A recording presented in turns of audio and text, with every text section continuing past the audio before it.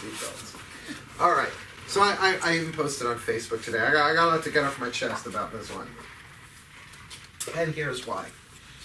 I've had many lives as women. Like, I just know that. Like, really, you get to know me, like, yeah, you've had more lives as women than as men. So I deliberately chose, on a soul level, I believe, to come into a male in this life so that I understood masculine energy more. But yet, I did not have to sacrifice my feminine energy, of course, being a gay male. I came out really young, too. I came out in high school. And in the 80s, that wasn't too cute. There was no LGBT whatever alliances going on. You took your life in your hands. But, you know, obviously I'm still here. So, you know, dealing with gender, you know, we did the feminine family. And obviously the feminine family is much, much more comfortable and acceptable in witchcraft. Because Maiden, Mother, Crone, everybody knows, right?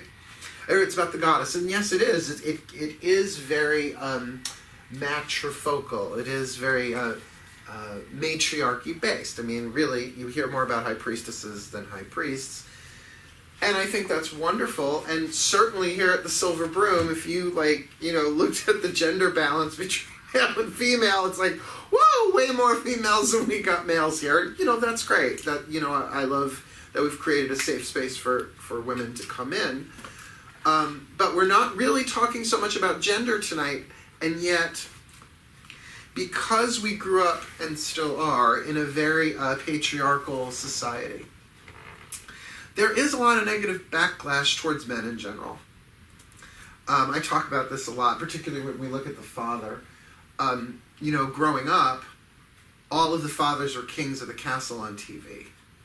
Father knows best, right? And make room for daddy, and Mike Brady, and, you know, on and on and on and on and on. And then it feels like in the late 80s, early 90s, there was this weird swing where all of a sudden it was the buffoon father. Starting with my favorite, Al Bundy. Oh, I will always have a place in my heart for Al Bundy. You know, downtrodden, the mother or the wife was definitely the dominant. And we've seen that, you know, on and on. The King of Queens, Everybody Loves Raymond, even Tool Time, you know, like these sitcoms. And things, so we've really, Family Guy, oh my God, I mean, on and on and on, we see the buffoon father. And I think that, you know, that's part of rebalancing, but I don't think ultimately that's where we want to stop. That if we can take masculine and feminine out of the idea of men and women in terms of specific body gender, and really look at it as yin and yang, right? The feminine is yin, the masculine is yang. Like, here's a good way. Inhale is yin. Well, now what are you going to do, right? You're going to exhale as yang.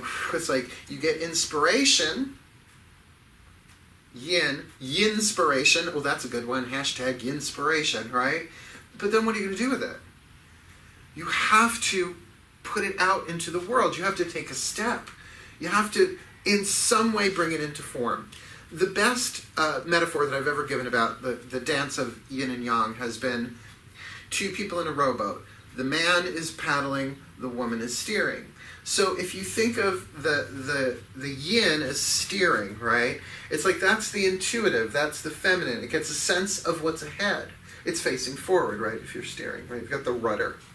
But if you're rowing, your back is to the future. But you can certainly see the past. So if you think of the intellect, yes, the intellect can think about the future, but it's reflexively going to compare it to what has already happened. So you really need both of them. Now, in the context of a witch, I think it's very important that, yes, we look to our history. I absolutely believe we need to look into our history because so much of it is obscured. And I think the masculine part of us does that really well, that masculine energy. Because really, yes, there are so many different authors of books on Wicca and witchcraft and all of that stuff. But, like, I think of Gerald Gardner. I think of Scott Cunningham. I think of Christopher Penczak. I think of these men who have really stood up as teachers, where it seems to me the women, the feminine, are really more the leaders. So it's this interesting flow of energy that I think within the witch it is necessary for us to actualize. I even posted, like I said, I made a Facebook post about it, that I was going to teach this tonight. What good is it to get a clear intuitive hit, which is yin, right? Feminine energy, but not have the guts to act on it? That's what I think creates creative congestion or intuitive constipation. Because you're getting hits, you're getting guidance, you're getting grace, you're receiving. It's like the satellite dish is wide open and you're receiving, but there's no actualization. There's no bringing it into form. And then that creates what we call being stuck. And it creates frustration. And certainly that creative energy can sit in the cell tissue and create illness.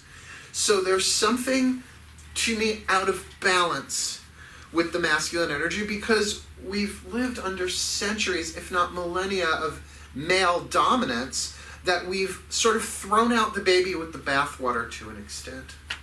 That spell work in and of itself is masculine. Yes.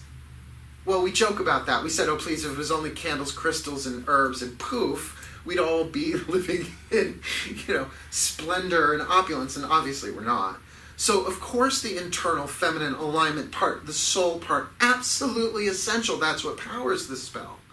But to actually anoint the candle, that's masculine.